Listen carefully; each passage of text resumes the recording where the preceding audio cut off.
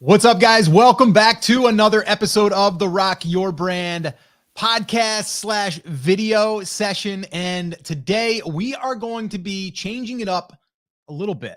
And what I mean by that is we are going to be discussing this recession that we are either in or we're approaching. Some people would say we're not in it fully, or we're not in it, we're going to be in it, like all of these things.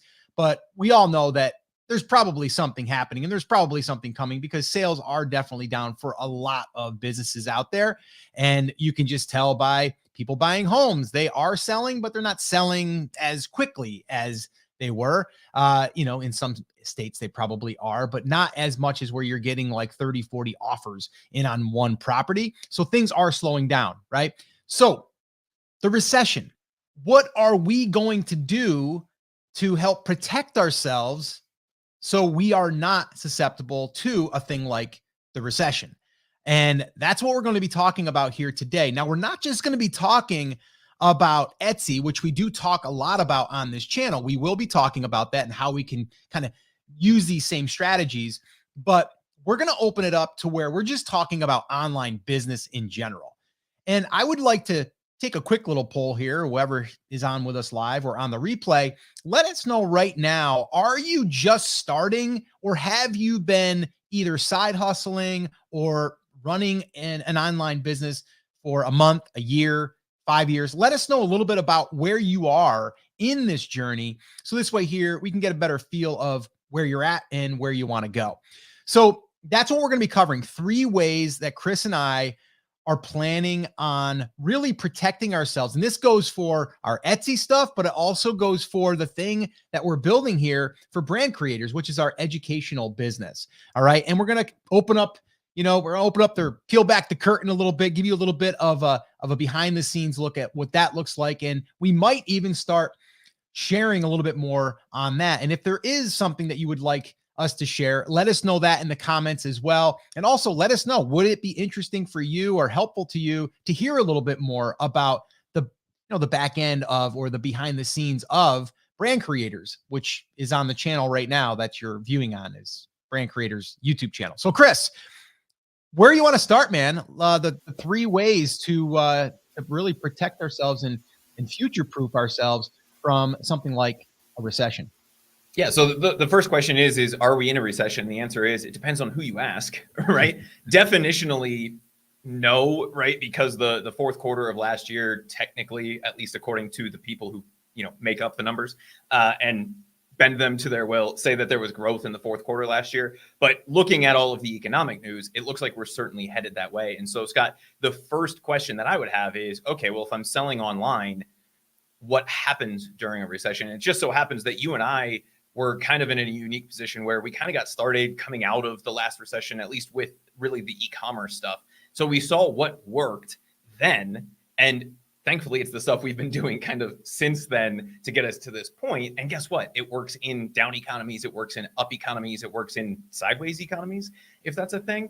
And so one of the things that I wanted to talk about today, Scott, and I know we're going to cover all 3 of them, is just what are some of the common problems that we see with people when they're starting a business that will set them up for failure if there is a larger economic pullback, something like a recession, something like that. Does that make sense? Yeah. And really it comes down to the fundamentals. Like, you and I have been talking about this for years. And, if any of you have been following along for years, I've been podcasting now for over 7 years, probably going on 8 years. I forget when. Chris, you'll probably know the exact number, but it's been a lot of years, right? And when I started with the podcast and really, I guess, sharing a little bit more of what I was doing behind the scenes, it started with Amazon.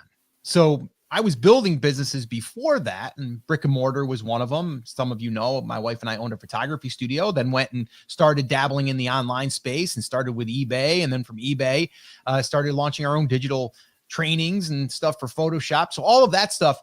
And I have learned over the years, there's really 3 things. There is 3 things that really help you if you are ever going to have something like a recession or anything, as far as, well, the economy's going down, or people are spending less, or your business is not as valuable anymore because there's more competition. These 3 things that we're about to cover to me are everything.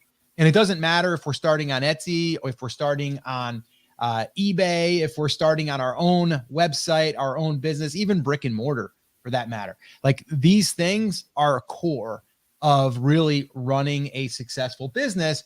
And it doesn't mean that it always works. It doesn't mean that you're never going to have ups and downs, but what you're able to do once you have some of these assets that we'll talk about, you're able to now control a little bit more of it, where you're not just sitting there waiting and hoping and crossing your fingers and saying, man, I hope this thing works. I hope we're able to turn this thing around.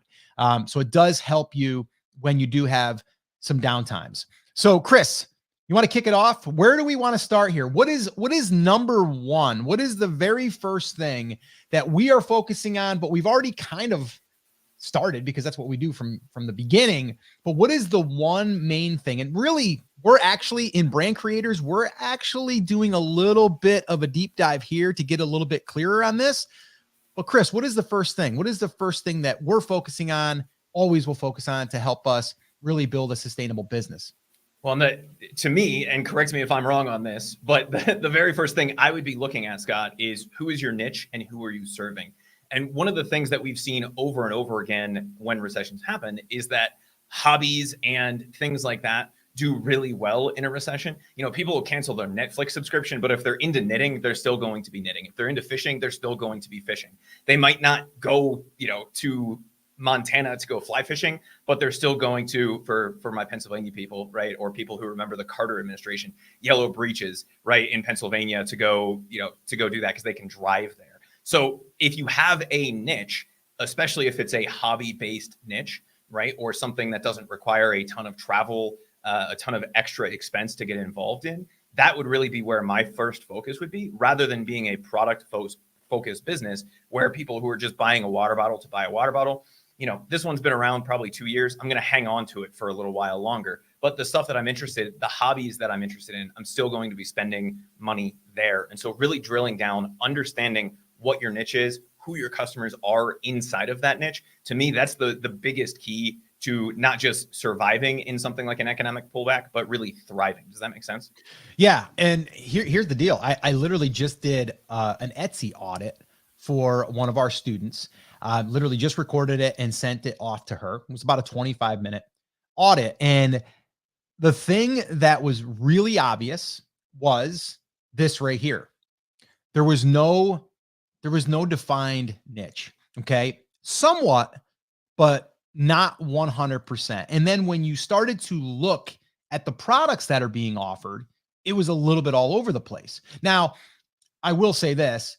She started with being that garage sale type of brand, right? I'll sell everything and anything, right? And then after she was going through some of our trainings and some of our content, started to say, okay, I got to pick the niche, and then started going down that direction. But even there, I needed to help her a little bit understand what we were going to do with this niche and how we were going to leverage going outside of just this really, really narrow niche. Because going narrow is good, but sometimes there's not enough there to give you what you want as far as the target number that you're trying to hit. So it's perfect timing because I literally just went over this with her. And once you have really validated that there is demand in your niche, and again, it doesn't matter if I am selling if I am going into the Airbnb business, which I have an Airbnb, the very first thing that I do and that I did is I'm looking at the area to see, is there proof that this Airbnb will do well in this area, right? So I'm validating before I put my money into the deal.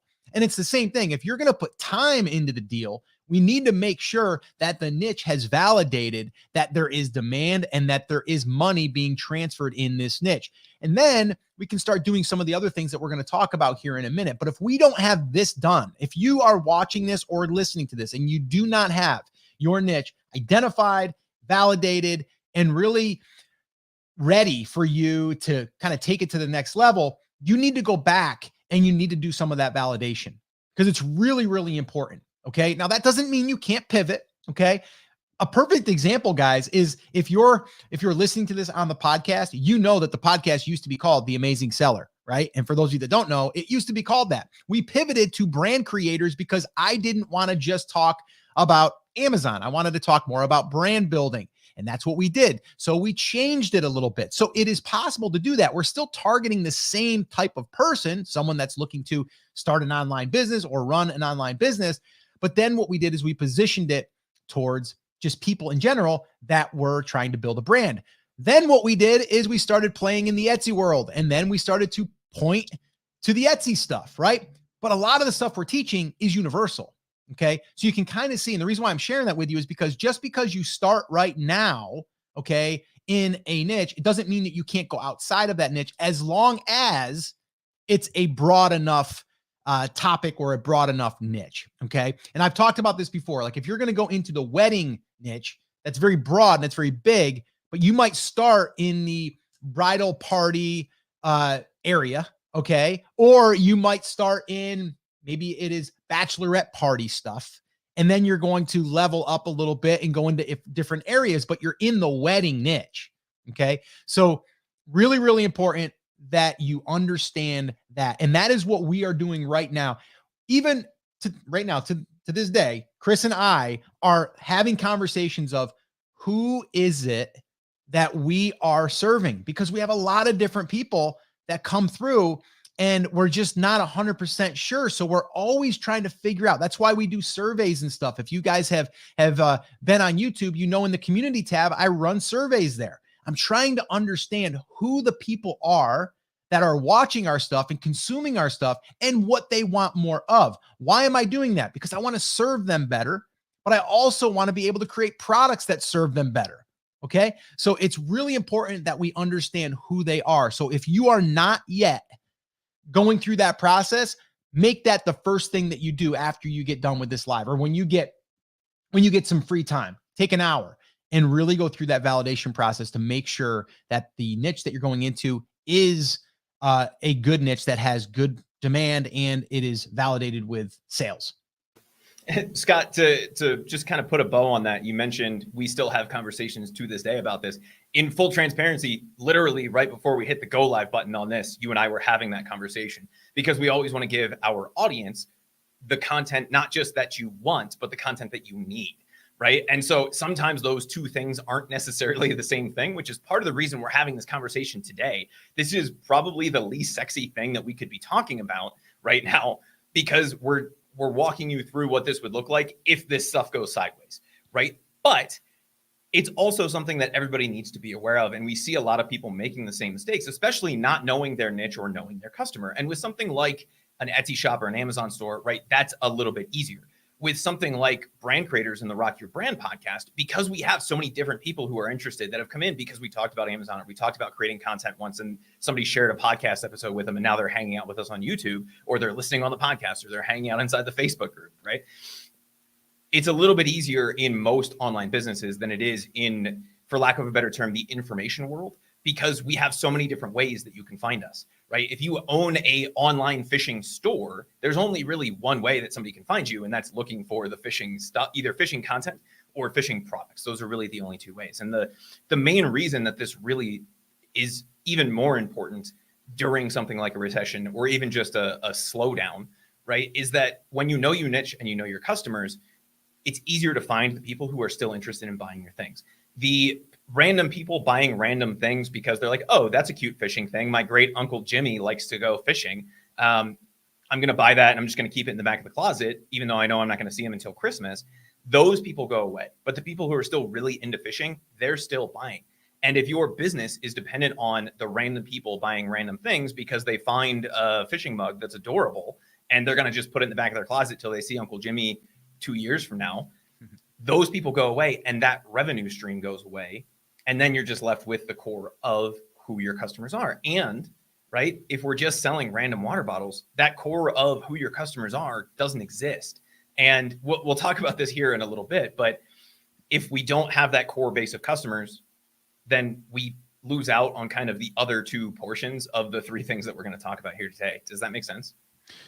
Yeah, 100%. I mean, it just does come down to, and we can keep beating on this drum because it's so important. But, you know, really, once you understand who your niche is, then everything kind of like focuses on that. And then it becomes so much easier. I'll give you another example. And someone in the comments said they're coming from a service business, I think offline, and bringing it online, which is great. And it's kind of what we did in the photography business. But even before that, when we started our photography business years ago, we were just going after anybody that needed pictures, headshots, real estate agents, babies, weddings, like everything. And then we found out that we were trying to serve too many people, but we also didn't enjoy all of those other types of portraits and things, right? So what we really fell in love with, and my wife primarily did, was taking pictures of families and their newborns and their children. And so that's where we focus. So then we became a family portrait photography that specialized in that. And then that just helped us because that's all that we did, right? That's all we focused on. Anything that came out of our studio was basically that. And that really just helped us. And it also helped us with our marketing. All right. So it just helps no matter if you're brick and mortar, if you are just starting online, if you're on Etsy. But that's why the thing that I want people to realize, if you are right now starting on Etsy and you're doing it because you want to make some side money and you heard that, well, I can just put up a t-shirt with a funny saying and make a bunch of money because there's another person out there that said that you can do this. And I'm here to tell you, like, that's not sustainable and it's probably not going to work. All right. And what I want you to do is I want you to start thinking about who is it that you are serving with products, and think about more of the audience and the niche that you're serving and products that they buy.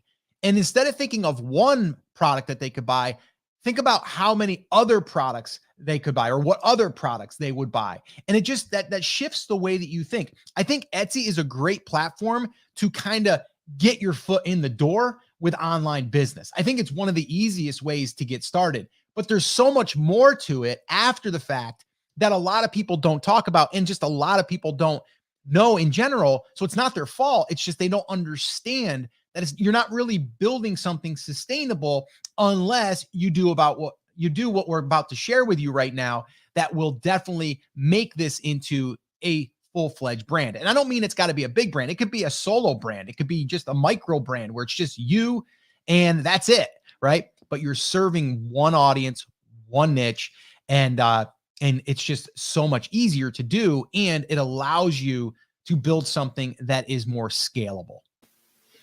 Two things before we move on to the second point here, Scott. The first thing that I wanted to touch on is I think the photography thing is a really good idea, or a really good example rather, of what a good niche looks like. And I want to pull you back up here while I'm going through this, just because I want to get some feedback from you. But to me, I've shot a few weddings.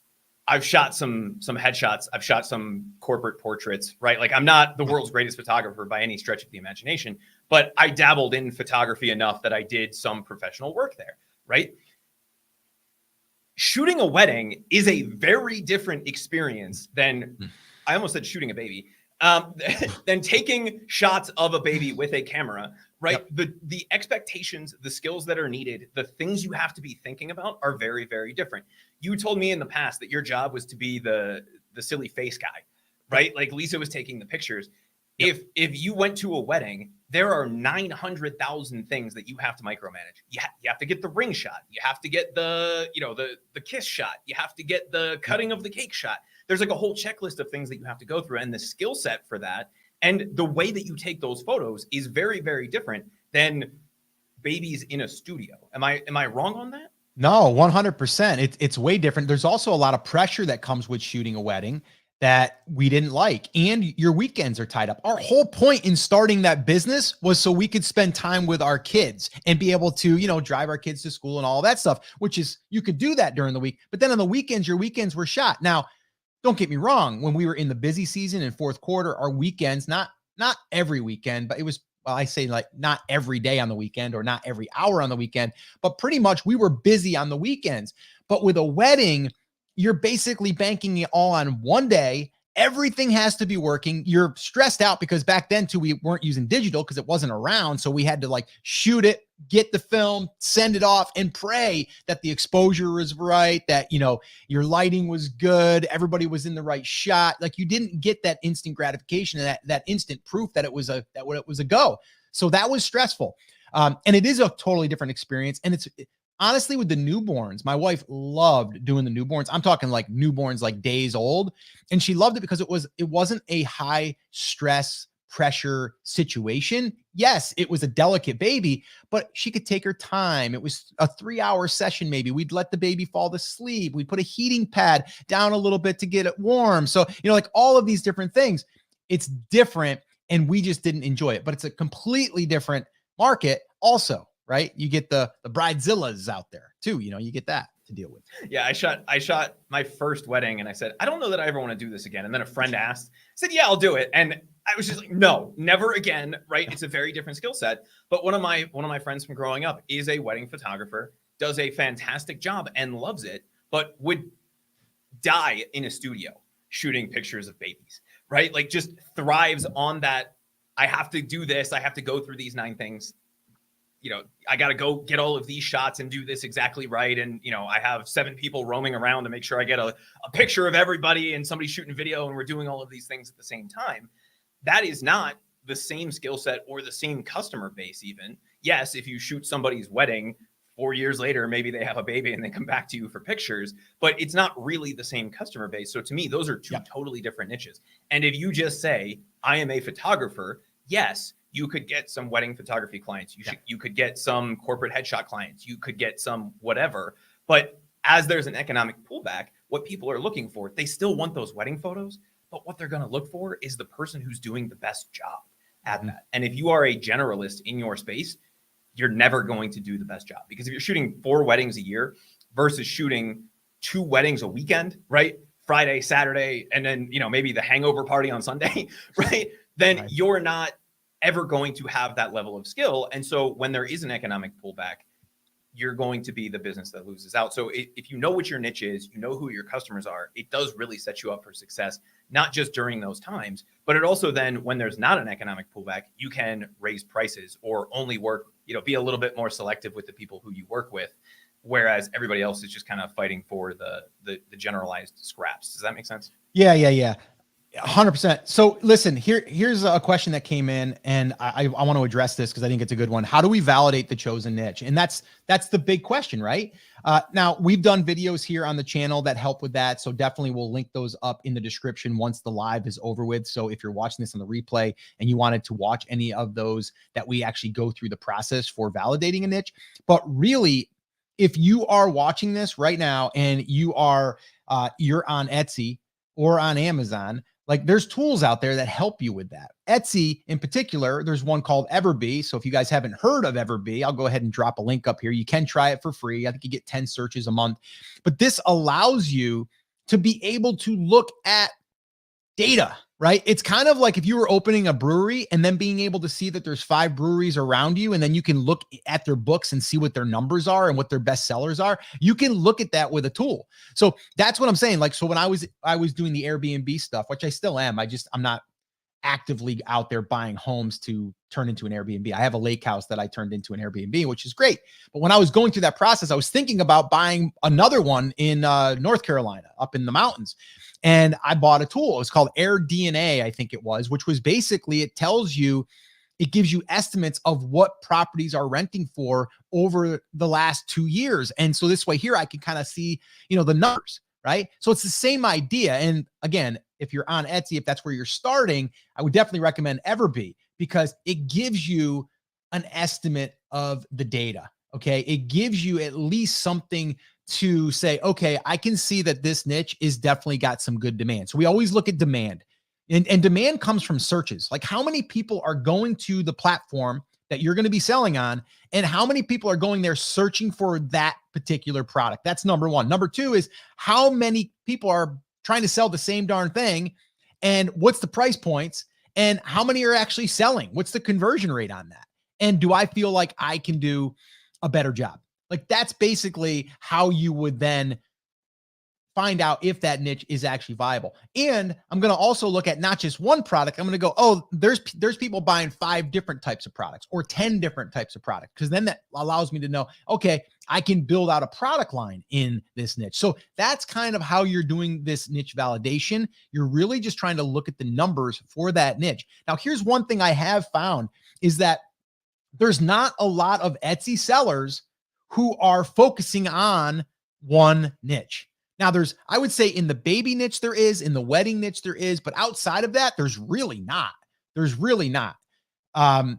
So, that's something to consider as far as like when you're thinking about looking at that, don't necessarily look at a shop that's already doing it. Just look at multiple types of products that are selling in a niche. And if there's not someone that's going after that niche fully, that's an opportunity for you to be able to do that. And then about what we're going to share here next, you'll see how you can take this and really bring it to the next level, which no one else is doing.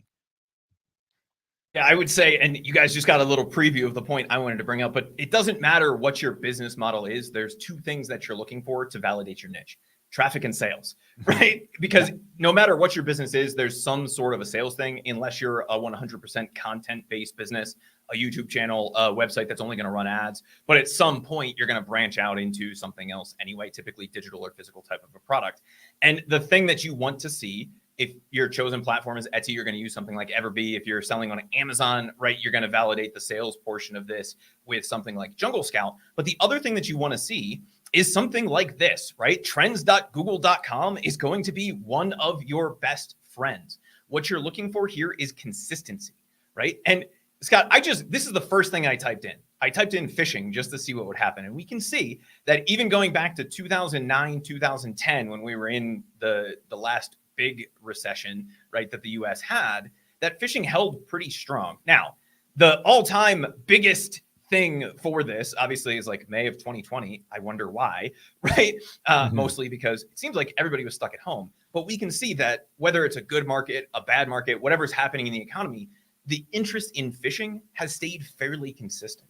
And so what your job would be to do is to validate not only that there are sales in your market, but that there is consistent traffic in your market. And I know a lot of people make the mistake with Google Trends of saying, oh, well, this is a graph of traffic. This is not. Yeah. It's a graph of versus the relative peak, right? So the most people ever searched for this in May of 2020.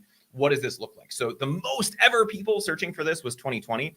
But even during the biggest economic dip in most of our lifetimes, it was still at 75 or 80% of that, right? And so if you see something like this, this is a great way to validate that your niche has not only staying power during an economic boom, but also during an economic bust. And this is like a picture perfect graphic. And it just so happens that this is the one that I typed in, right? But that's exactly what you're looking for to help validate that you're going to be in something that is a little bit more recession proof. Yeah, no, for sure. And Michelle had said here, I was very resistant to the niche store idea until I heard you both explain it and how it ties into your ability to market to your customers. Then it all made sense to me. Yeah, Michelle, that's 100% accurate. It's so powerful when you do finally get it. And again, it's not taught out there. It's really not. It's really like, especially in the Etsy world, it's like just find products, trends, and just jump on them and try to make some money. It's like, that's very similar to just going to a garage sale, finding some stuff that you can flip. Does it work? Yeah, it can work, but you're constantly trying to find a new product, right? You're constantly trying to find that next flip, right? That next deal at the garage sale. It's the same idea with a trend, trying to find a shirt and trying to get it there or a design before anyone else gets there. It's kind of what it is. So I don't like to be on that hamster wheel. And I don't think anyone really does, but it's what a lot of people are teaching out there. And I'm not a fan of it. But it can make you some extra money. It can. It's just not sustainable. All right, Chris, let's move on to the second point here and the second way, really, that we are always looking at. How can we recession-proof our business and how can we continually get it to grow? And let's kind of dig into that. So go ahead. If you want to kick it off, I mean, you got the notes in front of you, right? Yeah, so I'm actually going to flip the order on these based on what just happened, right? But it's funny you say that. I was thinking of the same darn thing. I think is right on point, because Yeah. when you get through step number one here and you know your niche, you're in a niche and you have a defined customer, it then helps you with the second thing that you need to make sure you're doing moving into something like a recession, which is owning your audience and having a way to communicate with them outside of whatever restrictions are imposed on your business, right? So if we're thinking about Etsy or Amazon, they become a customer of ours and then maybe they can opt into an email list, right? But for the most part, our interaction with those customers through those platforms is limited to them asking us a customer service question or asking us something about that. And when we're reliant on that, if Etsy goes out of business, then we don't have anywhere to contact our customers. Our business goes away, right? But if we own that audience, if we have them on an email list, if we have them in Facebook groups, if we have them on a text message list, however you want to do this, then not only can we make sure that we stay in contact with the people who are the most likely to buy from us during a down period, but we can also point them to wherever it is that they can help us out during that down period by continuing to buy our stuff. You know, I'm not saying Etsy's going away. Like, don't get me wrong on that. That's just the extreme version of that example.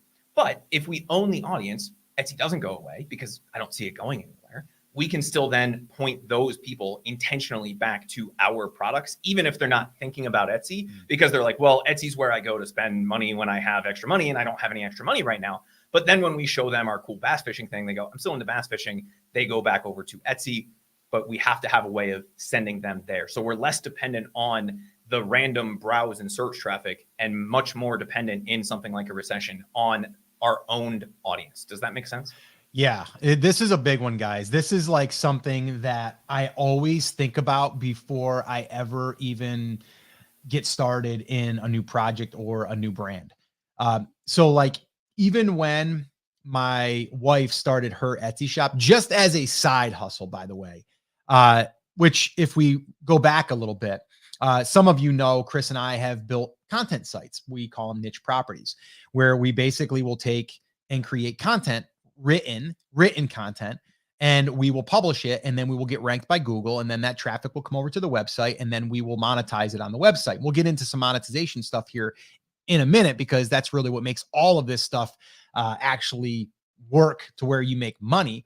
But we started that with also in mind that we're going after an audience of people that are interested in this topic, in this niche.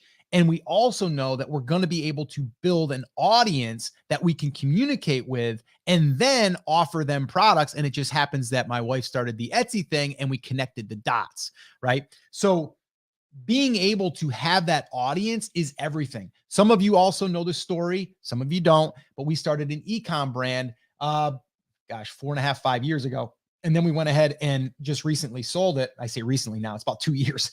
But we basically sold it. But we started that brand, which sold probably over $1 million in product on Amazon, a little bit more than that, probably $1.5 million. I'd have to look at the exact numbers, but a lot of product, because we were running that store for about 3 years. And then the very first thing that we did, though, before we even had a product to offer, because we were getting it manufactured in China, we built an email list. Like, that's what we did. So we built the audience. All right. And so I can't stress it enough. Like, when you have this asset, now we're talking. But here's what I would say. And I want you to ask yourself this question right now. This is a question for you if you're listening or you're watching. If you are right now building your Etsy business, okay, because that's what we've been talking a lot about on the podcast is Etsy, right? That's kind of what we've been into, and we still are. But my question is this: could you build an email list of people that are interested in what you're selling, and could you sell them more products that are related to what they initially purchased? And the reason why I'm saying that is because if you are creating a shop, following what other people have said to do, launch funny t-shirts, you're a design shop, right? You're a design t-shirt shop, and you sell bass fishing shirts, and you sell Christian shirts, and you sell, I don't know what else could be random there. You're a gardener shirt, right? Barbecue shirts, like that's what you do. Could you build an email list from those people and then focus on serving them more products? And the answer is you'd have to go in all of those different niches and create separate things. And you'd have to segment your email list and all of that stuff. It wouldn't make sense. But what if you were building your niche or your business in the niche of maybe it is outdoor entertaining, barbecuing and sports and things like that? Well, now we're talking, because now it's like you're going after a certain person that wants to barbecue, right, in the backyard with their friends. And maybe that person also, that they're into barbecue, they're also into, I don't know, you could even throw in there like backyard games, right? Because that's part of it. Now, that doesn't directly relate to barbecue, but it's kind of close, right? So, and of course, the cornhole thing would have to be like, something with barbecue, something like that, right? But you get what I'm saying. If you're building a list, an audience of people, are you able to sell them more of what they just purchased? And that's a big one, because a lot of people are not doing that. Did we get any questions on that, Chris? No, I think for the most part, that one is fairly straightforward, right? You have to have a way of getting in contact with your customers outside of whatever platform it is that you're using to make money right now, right? And Scott, that one leads me directly into the third thing, which was the second thing, but because Michelle brought up such a good point, we now made it the third thing, right? Which is having multiple streams of revenue. If you do number one and number two correctly, right? We are niche down, so we know who we're serving. We know what our customers are looking for. We know who they are. We know the things that they're likely to buy. And we have a way of getting in contact with them. It makes having multiple streams of revenue substantially easier. And the real mantra that I have is don't be product or platform dependent, right? And so the very first thing is, one of the biggest mistakes we see in online business in general, Scott, is that businesses grow on the back of a single product. Right. So they'll have their dancing avocado mug, and their dancing avocado mug does really, really well. And they just let that ride. Right. They put everything on black, and they just keep betting on that product. Well, what happens when sales slow down on that? Your revenue goes down. So we don't want to be dependent on a single product, but we also don't want to be dependent on a single platform. Right. There's nothing wrong with starting on Amazon, starting on Etsy, and starting to build up your bankroll and your financial resources that way. But as people have seen, right, Etsy or Amazon can change their terms of service at any point, and your account can go away. They could change how they accept payments. They could change all of these things. And if they are starting to experience an economic pullback, and they see something that might be better off for their bottom line, and the example that I'm thinking of here, Scott, is Amazon. Do you remember when Amazon started making their own products? Yeah. And Amazon Basics. The way that they got the information about what products were selling was they looked at the third-party seller accounts, and they went, ooh, this guy who's doing private label, he's selling like 5,000 of these a day. Maybe we should go make a fidget spinner. And they made the Amazon Basics fidget spinner, the Amazon Basics HDMI cable. I think they have an Amazon Basics mattress now, right? Like, they realized that there's a big economic opportunity there for them. And so they changed the game. You are now competing against the platform on Amazon if you are selling one of their top 5,000 selling products on the platform. How do we get around that? By having a niche, having control of the audience, and having the passionate relationship, right? The true fans that come along with that. We can then leverage that to build a Shopify store, build a website that we can run content ads on, do any of those kinds of things. And you mentioned, Scott, that you don't only just have, the Etsy shop and affiliate marketing and all of these things, but you have an Airbnb, right? Would the income from that go down during a recession? Probably a little bit. Now, during the pandemic, it didn't really, because people were trying to get away, right? But during a true economic recession, people are going on fewer vacations, so that might go down. But you're not dependent for your livelihood on that single source of revenue. Right. You're doing other things. You have the Etsy shop. You have the email list that we can send those people to. And I think one thing, Scott, that a lot of people get caught up in with this is, well, what else do I do? And I want to go back to the wedding photography example here for a minute, right? So as a wedding photographer, how do you have multiple streams of revenue if all you do is wedding photography? Well, even as a wedding photographer, you're going to get other people coming to you and say, hey, will you shoot pictures of my baby? Hey, will you shoot my graduation? Hey, will you do this? Hey, will you do that? You say, we don't do that, but Billy Bob down the street does. And Billy Bob, yeah. Right. I don't know. Billy Bob sounds like a great photographer to me. I know Billy Bob. He's going to be hammering those Coors Lights at the reception. But other than that, we're good. Nothing wrong with that, right? Do not drink if you are a wedding photographer. That just seems like a really bad and expensive mistake. Not only because you're probably I got a not gonna take the visual right I don't pictures. like on that. Yeah, you're gonna shatter a $4,000 lens. That's all that there is. But in that case, right? You as the photographer, the wedding photography owner, you call up Billy Bob, the graduation photographer. You say, hey, I got a client for you. They're going to be worth $5,000. Do you want to give me 10% of that or whatever? And you start to build those relationships with other people. That would be essentially affiliate marketing in the real world, right? We would just call that a referral. It happens all the time in the law space, right? So you're a divorce attorney and you get somebody coming to you and say, hey, I have a contract dispute. You say, I don't do that, but Tom over here does. And so I'm going to refer you over to Tom. Tom then pays a portion of his fees back to me because I referred him over, right? The same thing happens in the online world. If we own that audience, we are then not only able to push them to our products, but we can push them to our website where we potentially have ads running or where we're selling more of our stuff. We can find other people that are selling products in our space. And if they are beneficial to our customers, we can send them there and collect a portion of that sale through affiliate marketing. And when we do these things, it makes us less dependent on a single product and on a single platform.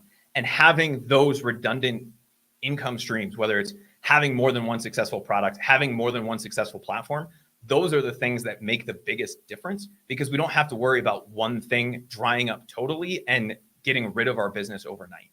The other thing with this, Scott, is everybody thinks they have to do all of this at once. You don't. And somebody had just asked in the comments, is it better to build multiple niche-based shops or should I go all in on one?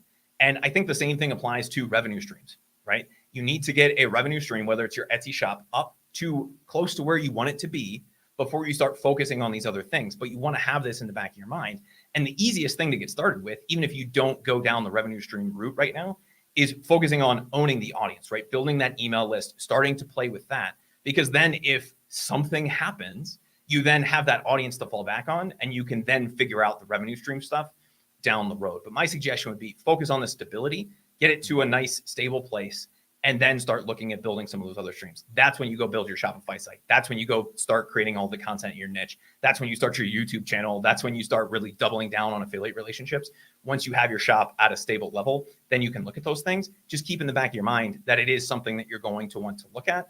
And just think about some of the opportunities in your niche. If you're just getting started, you just validated your niche, just think through, are there other people that I like in my space that I could refer customers to? Are there, blogs in my space that are running ads on their content? Just take 3 hours this weekend, sit down and start thinking through some of those opportunities and just jot them down so that as you have time to come back and get to those things, you can, and you're not in a panic when something happens. Yeah. Martin had asked here, what other traffic sources other than email can we build that is off platform? So there's one thing that I'm going to share with you guys here that I just actually went over on a video that's going to come out here probably next week. It has to do with SEO. So first off, my question to you, Martin, and anyone else that's asking this question is, have you built your email list and are you sending weekly emails? And if you have, then we should talk about other things. But right now, the quickest way for you to get more traffic is to build a targeted email list. And I've shot videos and I've got another one coming out on this as well. But basically, there's two different ways that you're building your email list pretty much. And one is anybody that does buy through your shop, whether it's an Etsy shop or your Shopify shop, doesn't matter. You're building the email list through a customer. The other way that we like to do it is we like to do giveaways. And we actually just kicked one off this past week because we're doing an email marketing accelerator class. And we're going to be reporting on that. Actually, we've got a call this afternoon on that. But my whole thing is there's other ways to get external traffic, but it's not going to happen as quick as it would if you were to build an email list and start sending emails. Okay. There's nothing that I'm aware of other than if you're in platform turning on Etsy ads, that would be first thing, but you said off site, off platform. So there is something, off platform that I haven't heard really anyone talk about. And we really haven't even utilized this as of yet. I'm going to, and this was stated inside of the Etsy SEO guidebook or their little playbook. And your images, okay, inside of Etsy are indexed within Google. okay, let me just say that again. Your images that are in your Etsy listing are indexed in Google. So if you've ever done a search for something and you see the Etsy listing or the Etsy image, that can be indexed. That can be your image. And we've not done this either as of yet. And that is really titling those images to what the product is. So if it is a bass fishing shirt gift, then we're going to title that from now on. The other thing is you have alt text, the alt tag, text, whatever. And basically what that is it's a descriptor for that image. And that's really also to help people that are not on there, that can, basically see the image if it comes up without having to see the image, if that makes sense. Chris, you can probably explain more on that.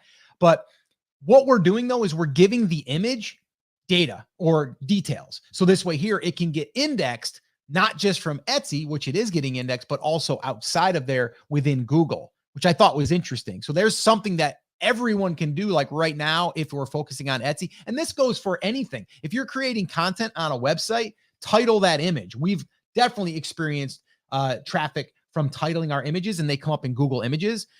So on your website, if you have Shopify, any images that you're uploading that are linked to your store, to your shop, wherever, make sure that you title those with a keyword, okay, or keywords that you want to get ranked for. So Chris, anything on the alt text there that you want to share?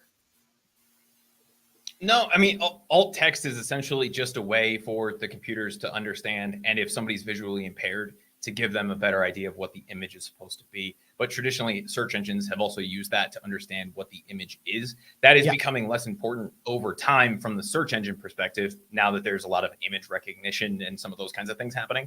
But it is still important to make sure that you're filling that out. And in some places, it's actually required that you fill that out from a legal perspective. In case there is somebody who's visually impaired trying to access the site, they need to have full usability of the site depending on where you live. And so filling that out not only is a nice legal tip, but it also helps you get indexed and helps people understand what the image is about, even if it doesn't load properly or somebody like a search engine is trying to figure out what the image is for.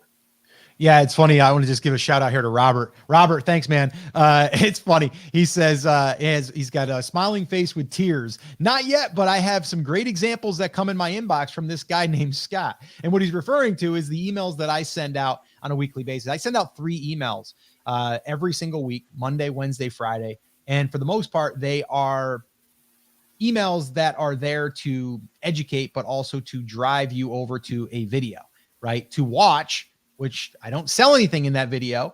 I basically just give content. Now you can sell. I might make a suggestion to go try a tool or try Everbee or maybe check out one of our programs. But for the most part, the emails are there to show up in your inbox, give you something that's useful, but I know who I am targeting. I know who I am connecting with. It's a person on the other end, like Robert, right?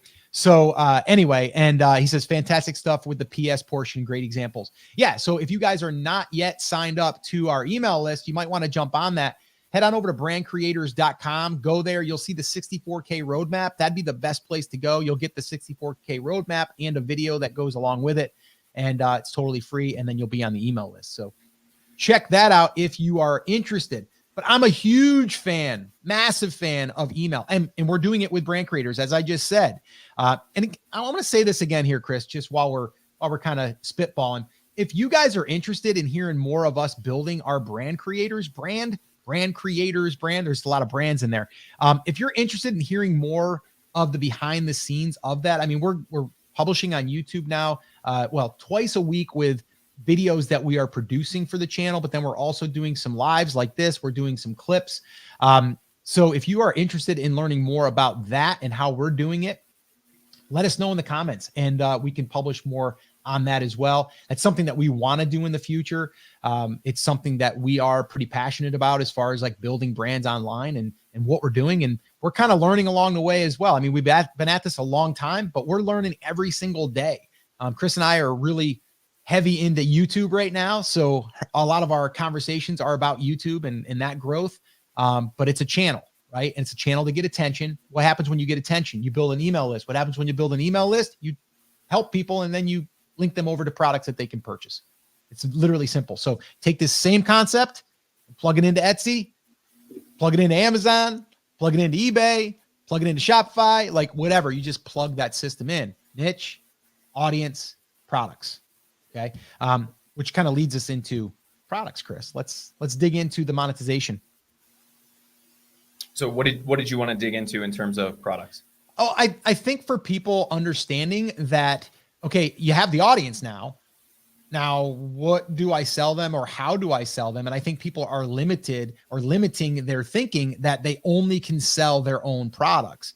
And this is where when you have that audience and you have other products that are ones that you're not ever going to launch, like affiliate marketing, right? Like people are not even aware of affiliate marketing, or they just don't think that they can do it because they have an Etsy shop. I have an Etsy shop. I'm an Etsy shop business. Like if time out, I got another question. If you were to tell a friend right now, they're like, oh, so what do you do? You know, what do you do online? I make some extra money. Oh, well, how do you make it? I'm an Etsy seller. Is that what you tell them? Or do you tell them that you're an online brand that sells products to people that are interested in bass fishing or camping or whatever, right? Like that's the switch. Like if the first thing you say is like, oh, I have an Etsy business, right? We heard this years ago with Amazon. I have an Amazon business, right? That's fine. Yes, you do have an Etsy business, but you should have a brand, and Etsy is a channel outside of just that one, that one area, right? And so I like to look at it like, how else can we monetize? And there's actually a video going up on the channel here Friday, I think it is, might be. It's 5 additional ways to monetize your Etsy business. Because a lot of people don't realize that there's other ways. And one of them is affiliate marketing. Like if you have an email list and you have products that aren't even on Etsy, you can let people know about them in an email. And guess what? You can make money, right? So Chris, that's what I was really kind of referring to. Like the monetization is a big piece. And a lot of people think it's only the products that they sell in order to make money. Yeah, so a few things. That's actually the video that went up yesterday, if I'm not mistaken. So if you guys are interested in that video, it should be live on the channel already. I don't know what day it is, Chris. I know. This is the problem with owning your own business and working your own hours, right? Is you're like, the only thing that I have is other people's schedules, right? Like you have your daughter's volleyball schedule. You're like, all right, I know at 3:00 I got to be here. I don't know what day it is. I just know that I got to drive her to practice or whatever it is, right? I'm fully dependent on everyone else's schedule to know what day of the week or hour of the day it is. The only reason I know that this is Wednesday is because we are live right now. And Scott, what you are talking about in terms of the products is what I was alluding to a little bit earlier when I said, don't be product or platform dependent. We talked about having some of the multiple streams of revenue. The easiest thing that you can do to add an additional revenue stream, right, is that referral or affiliate marketing. And it is very much dependent on you having niched down your brand to begin with. If you sell water bottles, it's really, really difficult to refer people who are just buying water bottles for the sake of buying water bottles over to somebody else, with the exception of the fact of maybe you found a really cool water bottle cleaner that you don't have any intention of making, right? But that really limits your option. If you're in the bass fishing space, for example, right? Let's just say you make lures. Well, what are some of the other ways that you could bring in revenue without adding complication to your business? If you own that audience, right? So you've knocked out step one, you're a bass fishing shop, right? You sell bass fishing stuff. You have a bass fishing brand. You're not an Etsy store that sells bass fishing stuff, right? You've already made that mental switch and you own the audience. What are some of the other things that people would buy? Well, what are the other things that they need to go bass fishing? Waders, tackle boxes, right? Rods, reels, line, bass fishing trips, right? And if we're not going to be selling those things, and we aren't currently selling those things, even if we plan on selling some of those things in the future, if we're not selling those in our business, and we're at the point where we have owned number one and owned number two, right? We have our niche and we own our audience, then we can go start to look for people to refer those people out to. But you have to make that niche switch or niche switch, which doesn't rhyme nearly as well. So I'm just going to go with niche for today. I'm sure we'll get the knights who say niche down in the comments, but it's fine. Once you've made that switch, then it becomes really easy to say, what are the other products that people want to buy? If I'm in the photography space, I'm a wedding photographer. Anything else that comes into my shop, any other lead that I get, every other lead, email, phone call, text messages that I get from somebody, I can refer out to somebody else, right? If I'm in the bass fishing space, what are the other things that they need? If I'm selling knitting supplies and I sell needles but not yarn, I can go to Yarn Barn, right? Or whatever, I'm sure there's got to be a shop called Yarn Barn. If not, they're missing a giant section Yard of the market. Barn. Yarn Barn. That's good. I like that. But everything that I'm not selling for knitting, I can do that. Digital products, physical products, it doesn't matter. Anything that somebody would need to help them with that thing that they're interested in then becomes an extra income stream that we can potentially tack on. But we have to make that switch first. Yep. Yeah. Vicky asked a good one here. Says, I have a tarot shop on Etsy. Any suggestions on adding physical products? I just started an email list. Well, okay. So you are selling physical products if you're doing print on demand. And if you aren't, that's where I would start. Or maybe you have a digital product. I don't know. But there's definitely a good play here for digital products and for physical products. And if you go to a place called ClickBank, you will probably find some type of digital product there around tarot card readings or tarot card something, right?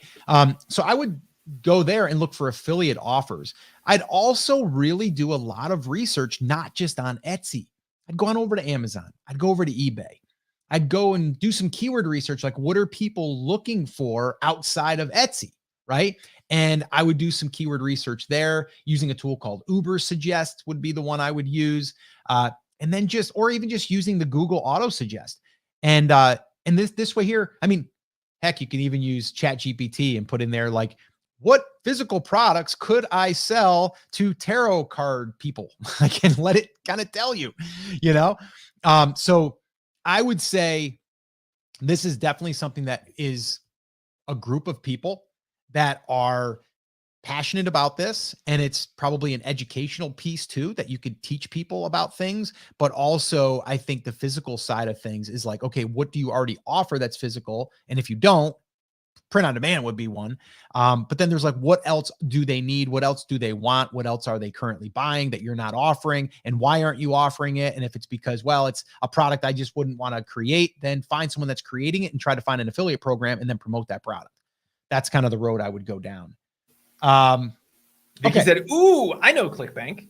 And Nice. So here's the thought process I want everybody to go through, right? Is it just tarot, or are there other metaphysical things that those people might be? Is that the right word? Metaphysical? I don't know why I'm asking you. You're probably just gonna stare at me funny. But like, what is the niche up from tarot, right? Mm-hmm. And is there other things related to that those people also might be interested in?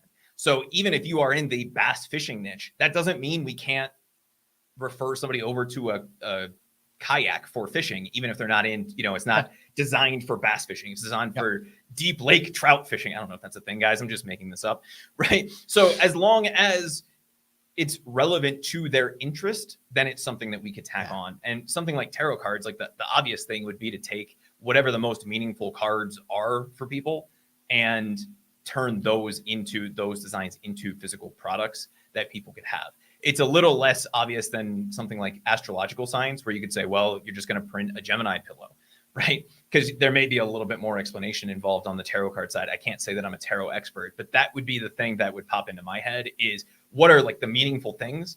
And then how can we help people include those in their everyday life? Like, is there a specific card that people identify with, or that when you draw a tarot card in a tarot card reading, that people would want to have as a reminder of something, something like that. And then you can just turn that card design into a physical product. Yeah, we just had a bunch of great recommendations in the comments, which I should also probably say, if you're listening to this on the podcast and you're not visually with us, you can head on over to brandcreators.com/group and you can join us on one of these lives.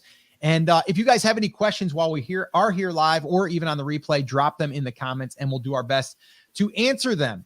Which, yes, we are going to be also answering some questions that I've got queued up that I think are really good. And I want to dig into these questions because I think that it's a question that a lot of other people are also asking or wondering. And we are going to give, well, our thoughts and really in some cases our strategies. And Chris, if you're ready to kind of dig in, let me know and I will fire a question at you. Let's do it. You're ready. Wow. Okay. Born ready. Let's do this real quick too. I'm going to go to that view just because it's better for editing later. See, guys, always thinking. All right. All right. So let me go ahead and ask the first question. And Here it is. This is a good one. Guys, I think you guys are going to like this one. Chris, if you only had $100 to start an online business that made $100,000 per year profit, what would you do in the first 30 days? One clarification on that, Scott. What is my timeline to get to that $100,000? A year? Yeah, I would months? say let's figure a year, but then let's also say you have what are you going to do in the first 30 days to get there? But you have a 12, let's call it a 12 month to an 18 month. Let's go there. Okay. 12 month to 18 month to get to that point. Okay. So if you were going to tell me 2 weeks, I was going to say play a lot of the lottery. But if we're talking about a 12 to 18 month runway, which is very realistic to building something that can make you 6 figures plus in profit, the very first thing I would be doing is going through the niche validation process. I would be looking for a niche that can support what I am looking for. So if we're looking for that $100,000 in profit mark, we need to find a niche that when we look at the profits and go through the niche validation, that would make us $200,000 a year plus, give or take, to make sure that we're hitting that $100,000 in profit number. And I would spend probably the first few weeks really trying to understand what my options are and which one appeals to me the most. I would not only be looking at the sales, but I'd also be going to Google Trends to look at what that looks like. And we used the example earlier of I think I just typed in fishing into Google Trends, and we can see that, yes, there's like a dip every December, right? Because not as many people are fishing in December as they are in July. But over the years, even in economic downturns, that interest in that niche holds really steady. So I would spend, Scott, probably the first week or two really trying to define that niche. Probably the first week, just really head down, trying to figure out, one, out of all of my options of the niches that I can choose, which ones can support my goal, and then which ones are the most evergreen and which ones I'm the most passionate about. What I'm looking for there are like the triangles of greatness, I think you called it at some point, right? Where does opportunity, monetization, and passion really cross over? And that would be the way that I would select the niche. And then from there, the first thing that I would be doing after selecting the niche is starting to build an email list, even before I have the product. And that's probably where I would spend almost that entire $100 over that time period to try to build that email list using the giveaway or the fishbowl method, like we've talked about in the past. I'd probably hold $5 or $10 back just to launch some products on Etsy, right? And pay that 20-cent listing fee. But that would be where I would spend the majority of that money, would be on the list building side of that. And then once I have that customer list started, or the potential customer list, right? Or interest list, then as I'm launching products, I can point people over there and start the SEO flywheel that we've talked about in the past, start that in motion. Does that make sense? Yeah, I'm going to have you ask me that question, and I am going to give you my response because mine is a little bit different. And I think I agree with where you're going, but I want to give you a little bit of a different approach. And again, this is how Chris and I would go back and forth, and we would decide how are we going to best spend that $100 and how are we going to do it to get to where we want to go in the next 12 to 18 months. Chris, go ahead. So ask Scott, me the question. Let's say you have $100 to start a business, right? And you have 12 to 18 months to get there. But the goal is in the next 12 to 18 months, you're going to turn that $100 into $100,000 in profit. What would you do in the first 30 days? Yeah, well, here's what I would do. I would do my niche validation. All right. And I am going to be looking and starting on Etsy. And the reason why I'm starting to do my niche validation there is because I want to see, okay, are there products already selling right now on that platform? Because now that I've been down the road of Etsy and I've seen the potential, I know that there's a good opportunity there, but I'm not going to blindly go there and just launch any product. But what I'm doing is I'm going to go after some niches that I feel have good demand on Etsy. And the reason why I'm starting there, like I said, is because I want to start making my first dollar as soon as possible.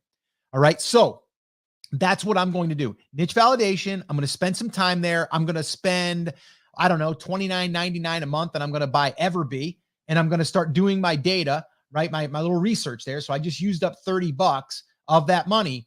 And then what I'm going to do is, now that I know that I'm going after a niche that I can also, and this is important, I can build an email list in, and I might not be able to build it with the $70 that I have left. I might be able to use some of it, but my main goal for the first 30, 60, and 90 days is to really flood the niche in the market on Etsy with a whole bunch of different products that are already selling, so I can start generating money, so I can take that money and then start building my email list. Okay. And then from there, what I'm going to do, and you might be asking, like, well, how would you build the email list? Very simple. I would take the products that I'm creating, I would take like 3 or 4 or 5 of them, and I'd put them into a giveaway, and I would start advertising on Facebook like $5 a day. And I'd build that email list of the products that I have available. So this way here, people are also aware that I have a shop and I make, I make products for this niche and that they can buy them. And now I can start emailing those people. All right. And so I'm going to be doing it in a way that's, yes, I'm starting on Etsy, but that's not where I'm really going to end up. And that's not necessarily where I'm going to make the full $100,000, because now what I'm going to be doing after the first 90 days is I'm going to be taking that email list and I'm going to be sending them over to my Etsy shop, but I'm also going to be looking at other opportunities like affiliate marketing, like what other products, digital products, maybe over on ClickBank, what are other products that they would be interested in that I could potentially recommend, and I can make a 50% or a 60% commission on ClickBank. So that's pretty much what I would do. Niche validation, huge, right? And the niche validation needs to tell me that there's demand on Etsy, but also outside of Etsy. So this way here, I know that I can build that email list, but I also can make sales, not just on Etsy. Okay. And so from there, that's what I'm going to do 30, 60, 90 days. And then the rest of the year, I'm really just going to be focusing on building up the Etsy inventory, building my email list and emailing my list, and finding other ways to monetize outside of just Etsy. There's my plan. So Scott, outside of the difference of allocating for Everbee upfront, what is the breakdown of the rest of that $70 look like? Because what I'm looking at in that question is, where do I invest that remainder, right? So like, yes, I think we both agree we should be looking at Etsy and outside of Etsy to validate demand. We're both building the email list in that first 30 days, maybe towards the end of that in your model. So where does the rest of that $70 get spent? Very simple. In the first 30 days. Very simple. Etsy ads. Okay. I'm going to take that money, I'm going to drop it right into Etsy ads. And hopefully, if I've done my research correctly, I'm going to be able to now take the money that I'm making and I'm going to be able to flip that right around and push it right back into the business. And that's something that a lot of people aren't willing to do, right? They want to hold on to their little bit of profit and do everything free. But I don't want to wait that long, right? And so I know that once I get customers into Etsy or coming from Etsy, I'm also building my email list at the same time of customers. And again, I'm always thinking about it. If I'm building this brand, again, I said brand, not an Etsy business. I'm building a brand. Once I'm doing this and I know that I can sell them more than just the product that they purchased on Etsy, now the opportunities just open up tremendously. All right. So $30 for the first month on Everbee, right? The second thing I'm going to be spending the money on is some listings, right? Let's say I spend $20 on listings, right? So I got $50 left. I'm putting $50 in Etsy ads. And then what I'm probably going to do, because I probably ran out of money at that point, I'm probably going to, I don't know, maybe go in the basement and find some stuff that I can flip on eBay real quick, make some extra money and put it right back into some Etsy ads. It's probably what I'm going to do. So Scott, just for thought process there, if we're spending $20 on Etsy ads, that means we launched 100 products in the first 30 days, which I think is a little ambitious. It's a little aggressive. I like that idea. And I think the biggest difference in the way that you and I are thinking about this is you are looking at Etsy to then finance the email list, right? I'm looking at, can I get a few hundred emails for that $100, right? Or $95, which we probably can if we're doing that right. And I would then be rolling that money from those sales into Etsy pay-per-click. And that would be my first pay-per-click budget. So I like your approach a lot. I just tend to go email first, even though I'm a PPC guy. So I really like that approach. And I think it makes a lot of sense. And there's a couple reasons for that, right? The first is we've defined our niche. We've both defined our niche up front, which means we're recession proof. It means that we're headed in the right direction. We're both, by the end of that first 30 to 60 day period, in a place where we own our audience because we have an email list. And then by the end of 90, 120 days, we're really starting to take advantage of having multiple income streams. It just so happens to work out that those are the three things that we were talking about in terms of recession proofing your business. But that's really what we're looking for, because that sets the foundation. If we can set that foundation early, then we can go from there. So the only question that I still have in my head, Scott, and I know we said 100's a little ambitious probably.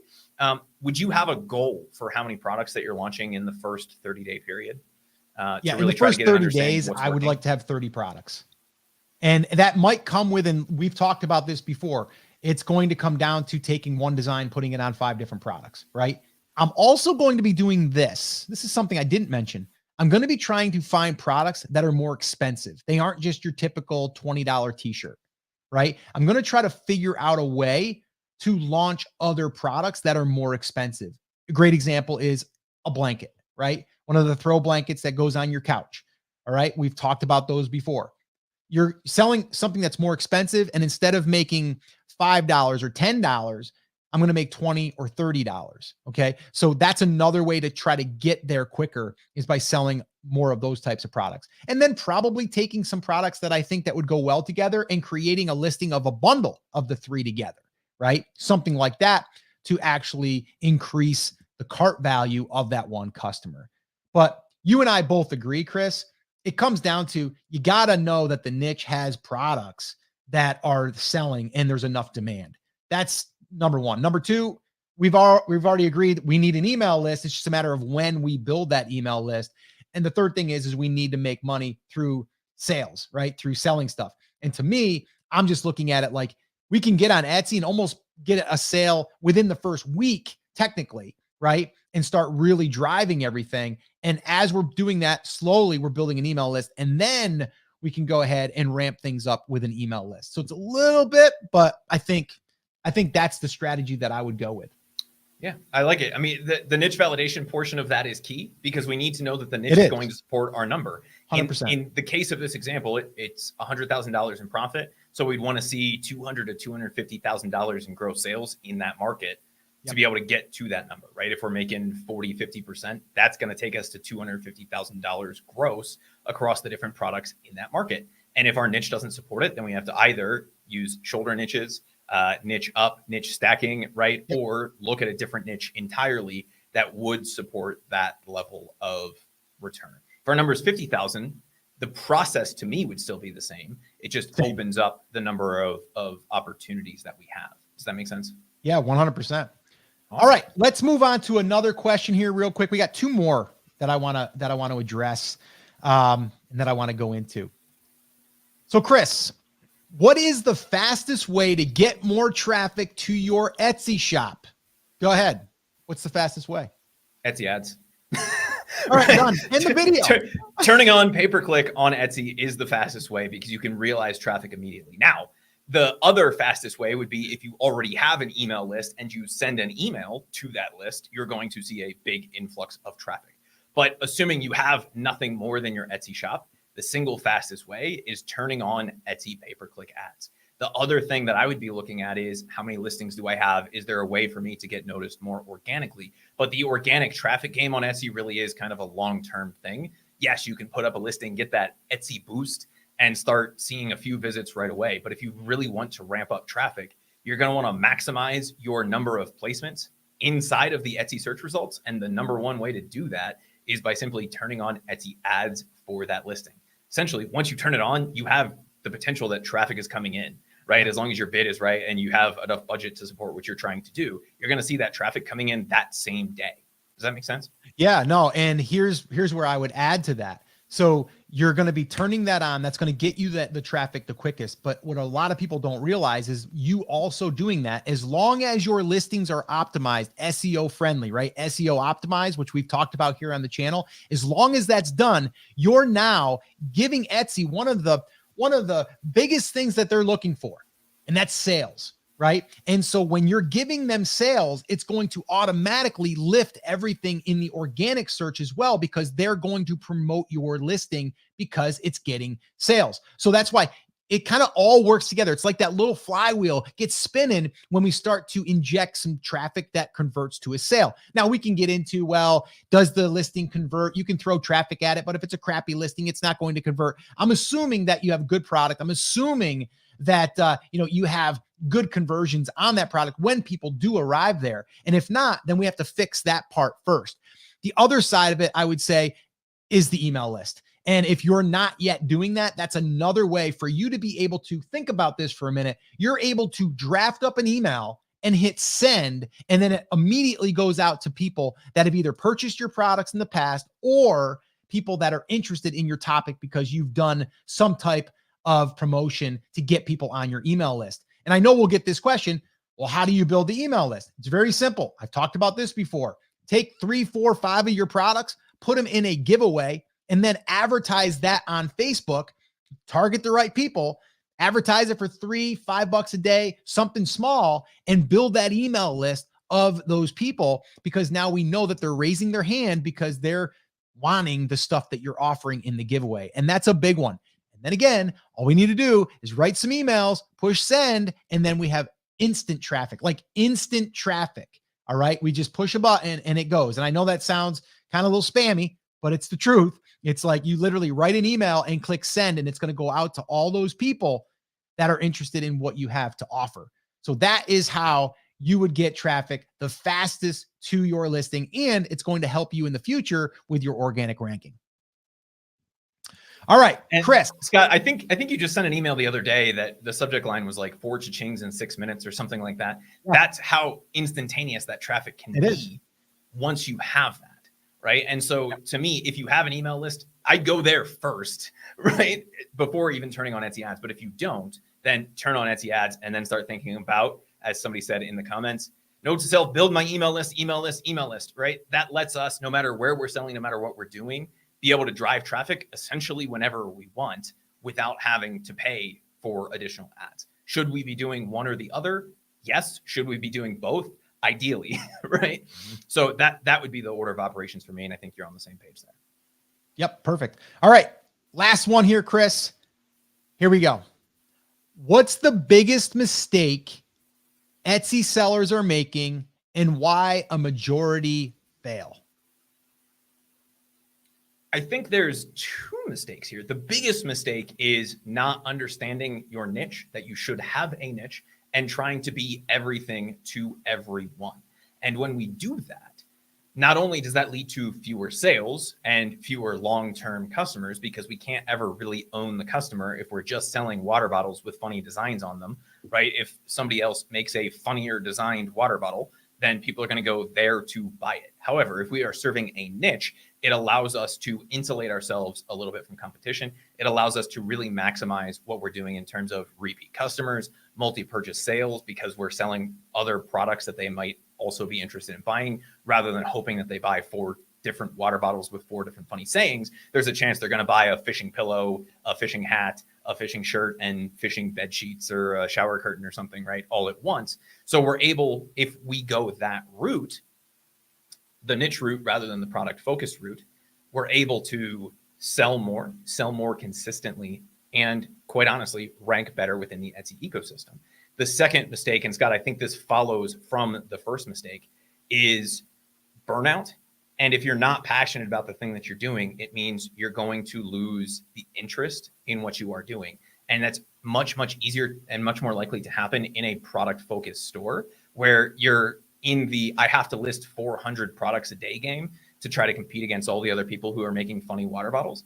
That leads to burnout a lot faster. And I think that happens, the losing interest and burnout thing happens because people aren't interested in the thing that they are selling. That's very, very avoidable if you come at this from the niche focused approach. So to me, the number one mistake people are making is not having that niche focused approach, really doubling down on the product focused approach. And that not only leads to fewer sales, but it also leads to that burnout and loss of interest, which therefore leads to longer term failure. Does that make sense? Yeah. And here's where I'll add a little bit to it. And it's exactly what you just said, But with the burnout thing, I think that's something really that a lot of people aren't talking about, because here's the way I see it is it's the entrepreneurial like squirrel chick, saw something, I got to go over there, right? It's shiny object syndrome. We all have experienced this. It's not staying focused on that one thing. So if you are trying to get the Etsy thing going and you're dabbling with it, but you're expecting, that shirt or that sweatshirt or that item to just take off and have sales that you saw someone else have, well, you're probably going to be disappointed. And then what's going to happen is you're going to start looking around going like, what else can I do to make some extra money? Right. But if you just focused on one niche, like Chris just said, if you just focused on that one niche and really, really try to even grow that a little bit out. And what I mean by that is like doing some sub niches or some niche stacking, as we call it. And we've done videos here on the channel about it.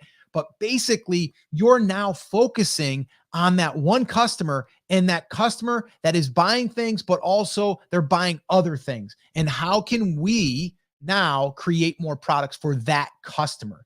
And when you shift your mindset that you're not just an Etsy seller on Etsy, and you're a brand that is selling products for someone to buy, right? And more products than just that one product. Now, all of a sudden it gets exciting, but it also turns into a real business. All right. And a real brand, because now there's a clear focus of what you're trying to do. And every time that you sit down to do work, you're thinking about your customer and what you're going to be creating for that customer. So that's a big one that just people are not staying focused long enough, and they're scattered to begin with. And they're trying to just chase a whole bunch of different niches because that's what they heard they're supposed to do. And really that just leads to confusion, and your customers are confused. And that's why your sales are probably not happening, and you get frustrated. And then you go, this thing doesn't work. And then you stop. I'm here to tell you that if you focus on the niche, you have a much greater chance of succeeding. I love that. And I think the entrepreneurial ADD side of that really does play into this, because when you are niche focused, your ADD can be focused around that niche. And you can say, hey, I really like this idea. Let me try this idea with the audience that I own, right? I don't have to try this idea on Etsy. Maybe I want to try a paid newsletter. I want to try referring somebody out. And when you're able to do that, it gives you the outlet for your entrepreneurial ADD, at least speaking for myself, if you guys haven't noticed, squirrel.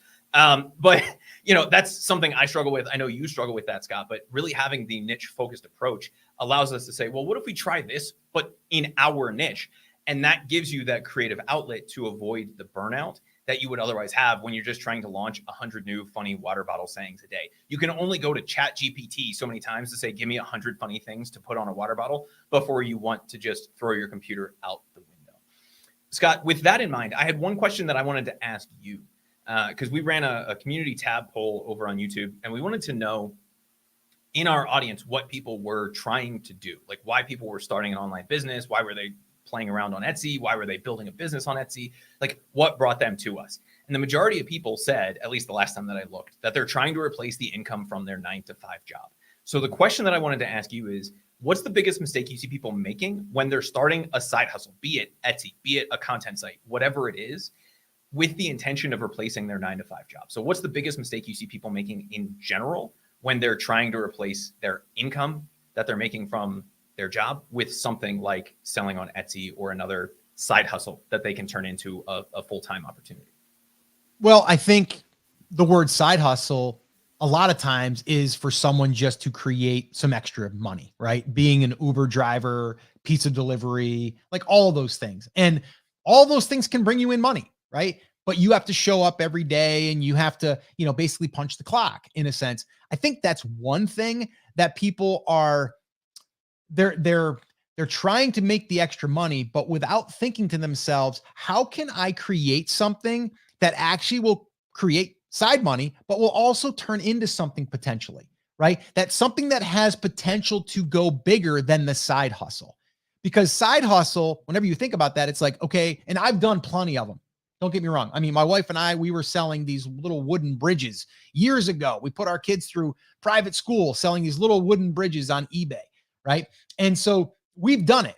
There was no business plan in that at all. It was like, buy something, sell it, buy something, sell it. And it works, but it's a grind, right? But there was nothing scalable about that. So that's a huge mistake that I see a lot of, new entrepreneurs, starting, but also people that are like, well, I want to start a side hustle, make some extra money, but they don't think about, can I turn this into a business?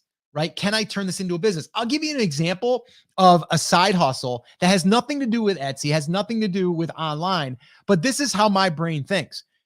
I was thinking about this with my son, not that he would do this, but I was thinking, like, if I was him and I had to start over and I wanted to do a side hustle just to make some extra money, what is something that right now people are paying for that you could then turn into a business and probably sell that business?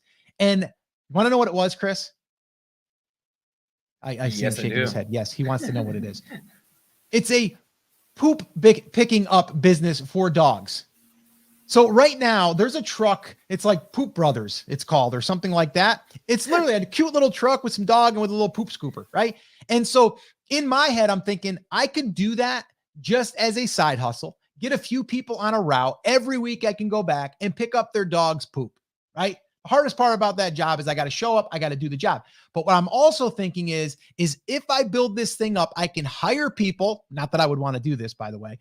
I could hire people to do the job. And then once I get it up to a sizable business, I could sell the business, right? I literally had that thought. I'm like, that's a great business model, easy startup, right? And you could do it as a side hustle, and then you can turn it into, a full-fledged business that you potentially could sell. You could do the same thing if you're starting on Etsy, but you have to have the vision of where the side hustle can go. And it could turn into something bigger versus me just saying, like, yeah, I'm just going to go around and just, pick up dog poop and get paid for it and, carry on with my day.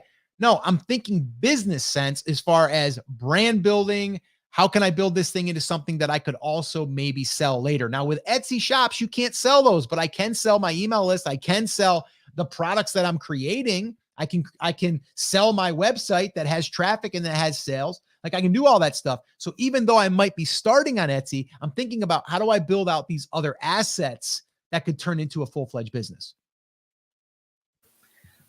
I quite honestly love that idea. And Scott, you may have heard this quote in the past from Benjamin Franklin, right? He said at some point, there's nothing certain in life except for death and taxes. And I think that's just because he did not have a dog, because the third thing that is certain in life is dog poop, right? So it's going to be everywhere. And that is an evergreen business. And I think the biggest mistake that we see people making, and Robert Fulton over on YouTube said consistency. And what we're talking about with consistency is consistency, but also scalability, and something that we could take outside of just giving time for dollars, right? What I've called in the past the scalability flywheel, right? Can we scale this thing?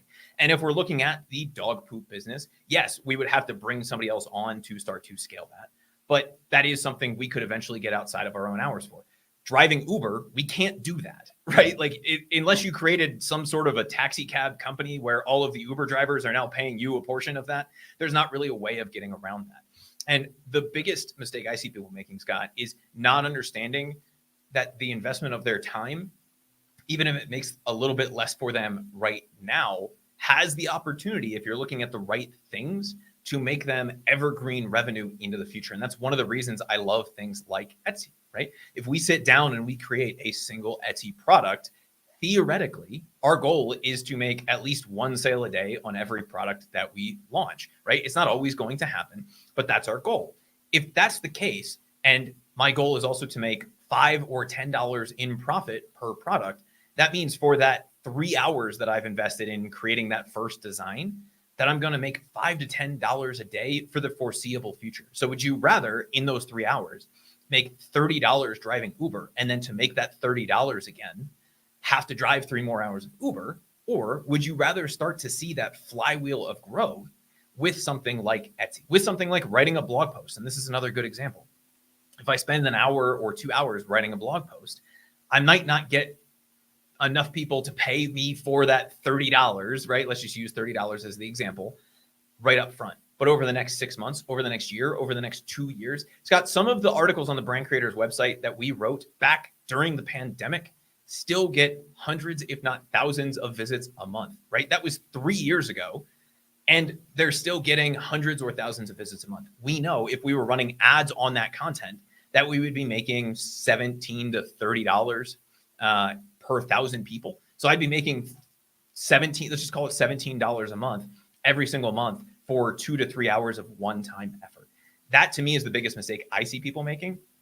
They're choosing the wrong types of things. They're choosing the types of things that they cannot turn into a sellable asset, that they cannot scale, right? We see people talking about copying and pasting links to affiliate offers into the YouTube comments, driving Uber, all of these kinds of things. And we're missing the forest through the trees of the immediate money. And yes, like if you need $100 to pay your mortgage this month, then yeah, like go drive Uber and then figure out how to do this stuff once you've paid the mortgage so that you still have the roof over your head. But if you're in the position where you are trying to replace your 9-to-5 job, that theoretically means you still have that 9-to-5 job income to pay your bills and to keep that roof over your head. Where you should be focused are on the evergreen opportunities, the things that are going to pay you over and over and over again. That starts, and I know this is going to sound a little repetitive, but that starts with the niche selection process, understanding how to start to own that audience, and then understanding the different ways that we can sell to those people. Whether that is Etsy, whether that's email list, whether that's creating content-based sites and running ads on it, all of those things pay us over time, and they are sellable assets that we can leverage in the future rather than focusing on getting money right now. Does that make sense? Yeah, no, that's awesome. And that's great. Let's end on that note. I think that was great. Guys, do us a favor. If you've gotten value from this live stream, we just went on for about 90 minutes.